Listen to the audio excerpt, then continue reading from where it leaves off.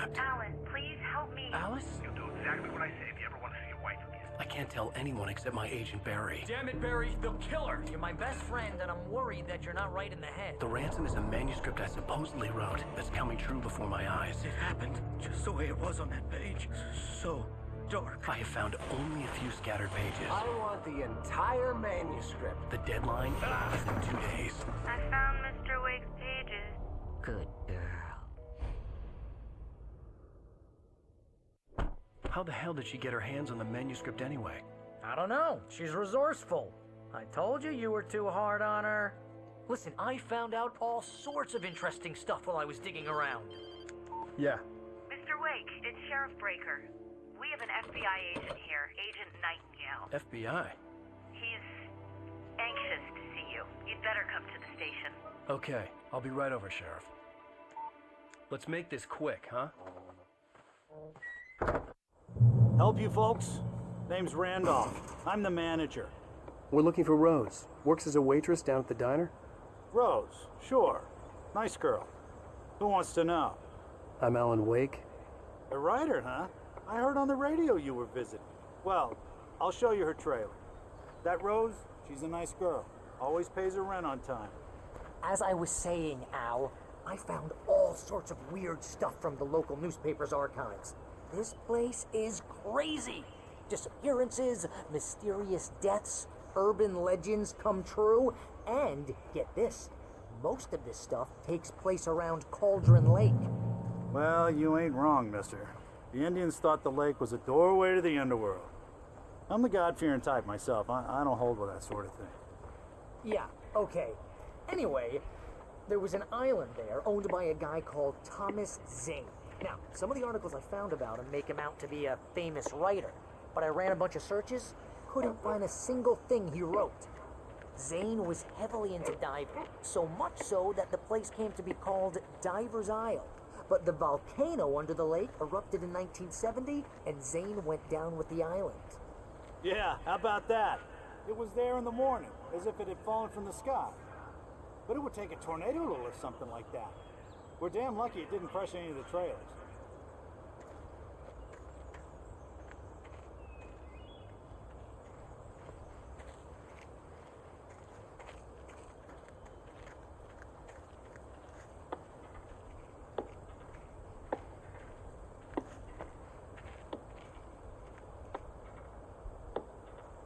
It gets better. A local girl, Barbara Jagger, drowned in Cauldron Lake just a week earlier. They were lovers. Sure, Jagger's a local spook store. The Scratching Hag. Comes for you in the dark. Childish stuff like that. Anyway, Al, I'm just getting to the best part. All of the articles about this stuff were written by Cynthia Weaver. I asked around, and she's that crazy bag lady you met. What, the lamp lady? She can be a little loopy, but she's not homeless or anything. Yeah, anyway, she knew both Jagger and Zane before they both died, and she had some kind of a breakdown.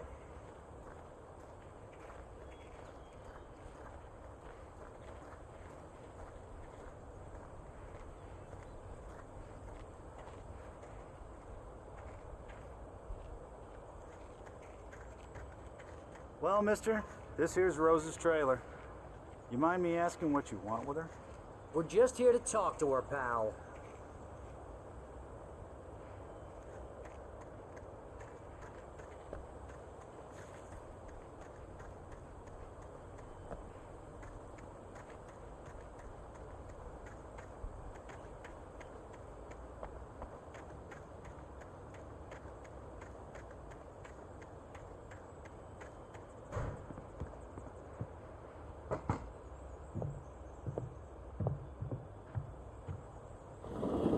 Welcome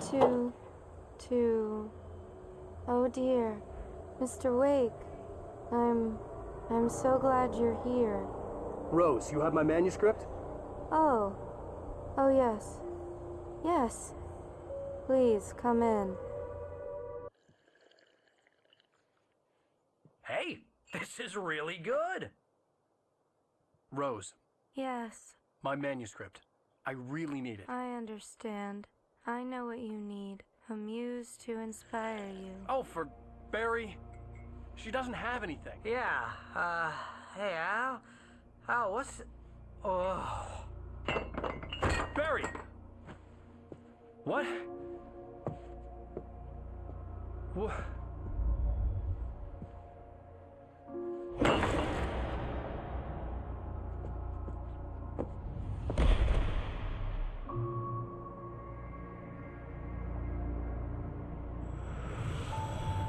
It's coming for you, hiding in my barber's skin.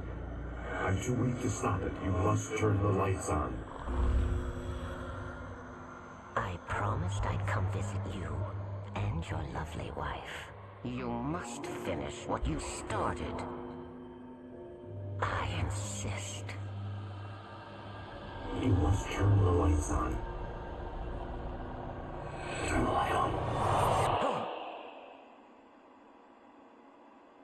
Back to work, boy. Ah!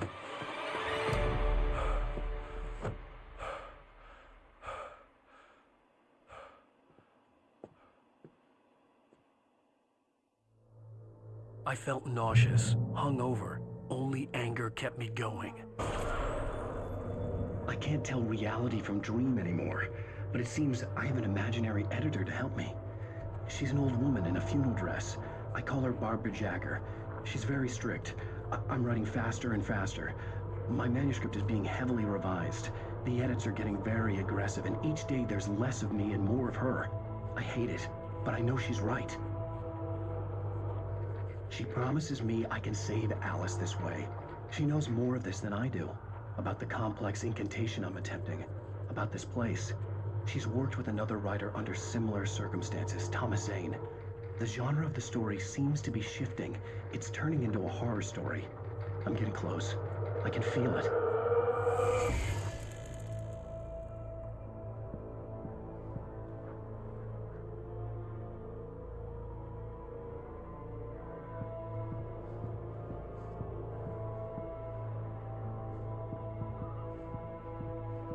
Rose took a day from me. I had less than 12 hours left to meet the kidnapper.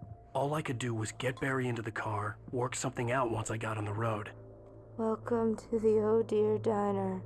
What can I get you today? Coffee? I couldn't work up much hate for Rose. Something had used her to get to me and left its mark. First refill is free. Milk and sugar on the counter there. Would you like to hear today's specials? Thank you. A nice day. Come back soon. Barry was out of it. He was way too heavy to carry. You're right. I deserve more money. I'm so handsome.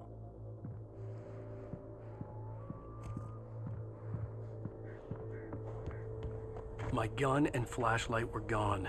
I'd have to find a way to get Barry into the car as quickly as possible. There was no time to waste. Mr. Randolph liked Rose. That little smile she had. How she was still sweet when life had tried so hard to make her bitter. It wasn't any of his business what she did in her trailer.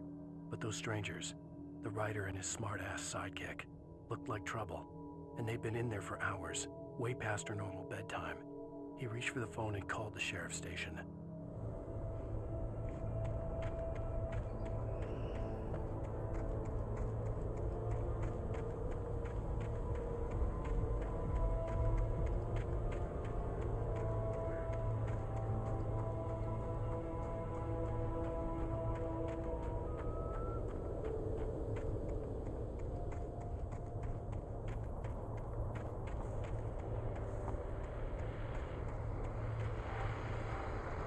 I just stepped outside to catch a breath of fresh air. Let me tell you, the weather's getting heavy. Nights like this make me especially glad I'm here talking to you and not home in bed. Once the weather takes a turn like this, I can't sleep at all. It's all tangled bed sheets and dark thoughts, punctuated by the occasional plunge into nightmare. Is it just me? Well, perhaps it is. But I hope I can make the night a little bit easier to get through. Caller, you're on KBF FM. Hey, hi, it's Walt Snyder. What's on your mind, Walt? Well, I am the way you are, but, well, I can't sleep either, you know? I just been staring out the window here, trying to make sense of it all, but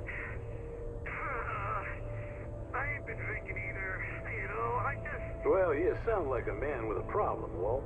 Yeah. I had argument with Danny. You know Danny, and, then I got in trouble with the law. And, I'm just, well... I heard something like that, Walt. Yeah. Well, he's, Danny's my best friend, and, they let me bail today. And now I'm just alone here at the window, waiting. Man, and there's something in the air tonight, man. I was just outside looking up at the sky above our broadcast tower thinking the same thing. What are you waiting for, Walt? I don't know. Something's gonna happen. I think I better go. Well, Walt, maybe... No, thanks, Pat. Well, good luck to you, Walt. Hang in there. Let's take a little break, folks. This weather's really something else, huh? How can I be sure you'll walk away?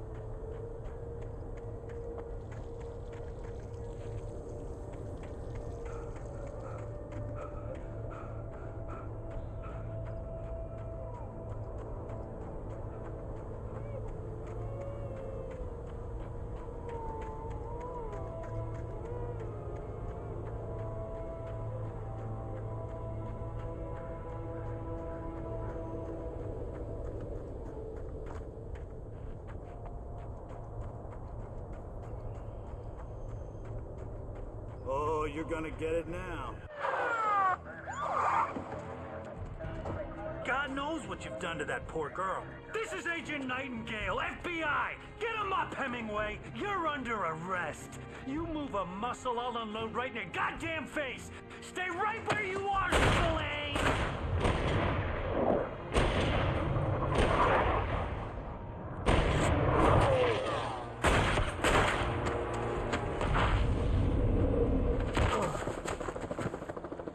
What are you? I'm standing right here, you goddamn maniac!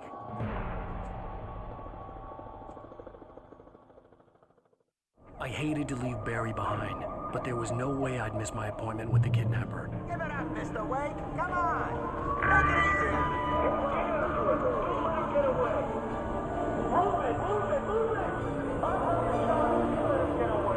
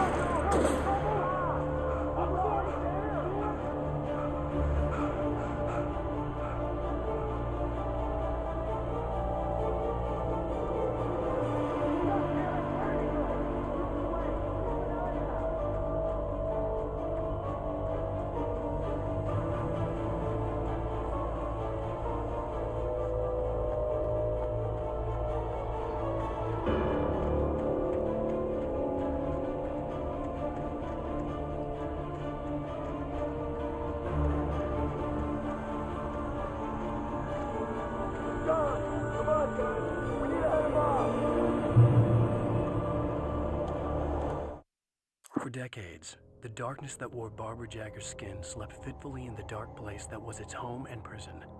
It was hungry and in pain. It dreamed of its nights of glory when the poet's writing had called it from the depths and given it a brief, terrible taste of power and freedom. The rock stars had stirred it from the deep sleep the poet had sunk it back to in the end. When it sensed the writer on the ferry, it opened its eyes.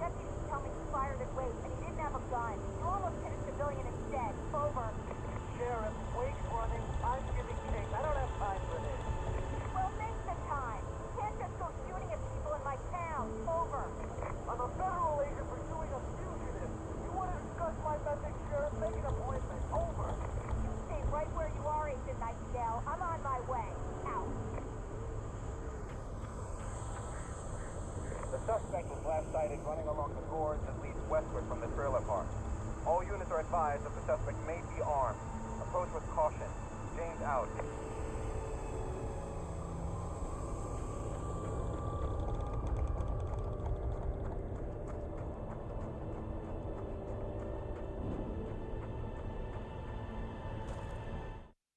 Rose didn't know how the strange old lady got in her trailer, and she looked wrong somehow. The woman showed her teeth in an approximation of a smile and traced a finger down Rose's cheek. "Pretty girl," she said. Rose felt as if she was falling asleep, but her knees didn't buckle. The crone spoke in a whisper, her words ice cold and dark in Rose's ear.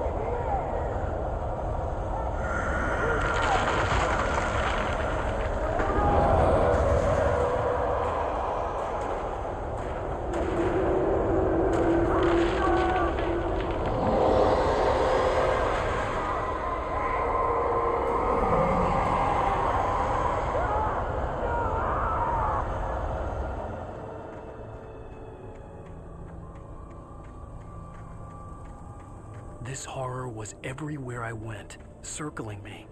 The cops didn't stand a chance. They were after a writer, not a monster.